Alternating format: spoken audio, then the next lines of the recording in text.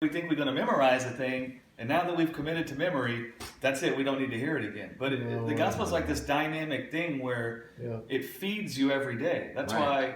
Did I do that in the message or in the Bible study? This is our daily bread.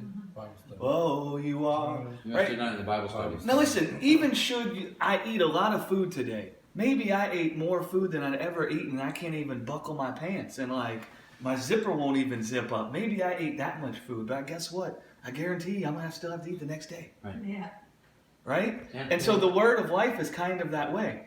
It don't matter how full you get up, how full you get from it one day. It doesn't matter how much you understand it. You still need to feed on that the next day. Right. That's Do good. you see what I'm saying? Absolutely. And so it's like we think that if I understand the eternal life or the resurrection, I should somehow never be moved again by any of the things that I encounter. Right? It's like that's what we think. But no, it's like when we get moved, it doesn't mean we're in unbelief. It doesn't mean we're in doubt. It doesn't mean that we've fallen. It doesn't mean we're not as we ought to be. It just means we need a meal. Yeah. You know, like if you hadn't eaten all day and you get hungry, you're not sitting around thinking, what's wrong with me that I'm hungry? Right.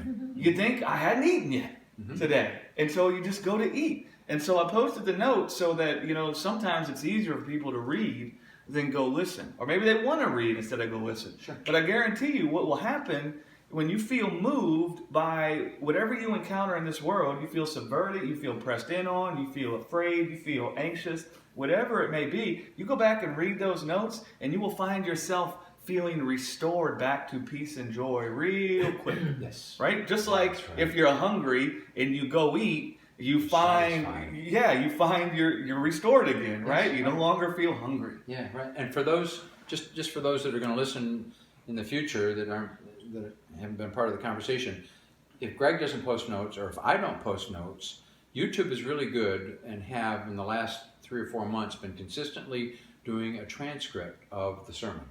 Really? Yes. Wow, I didn't know that. They do it? Yes, they do it. It's automatically generated. So now it's not perfect. I mean, it's like you said death and it put depth. But if you know what you're reading in the context, it's no big deal. You can work your way through it. And there's no punctuation anywhere in it. But if you still like to read it, that's what I read. Or you can message me also and I'll email you my notes. And go. a lot of them are actually on the website. Yeah. I knew that YouTube did that, but I thought they had the thing where if it's over an hour, they don't do it. No, they did it. Because normally, it used to be, if it was over an hour, they wouldn't do it at all. Mm-hmm. So I wonder if they do it up until 6. Did they do the whole thing? The whole thing. Huh. That's interesting. I thought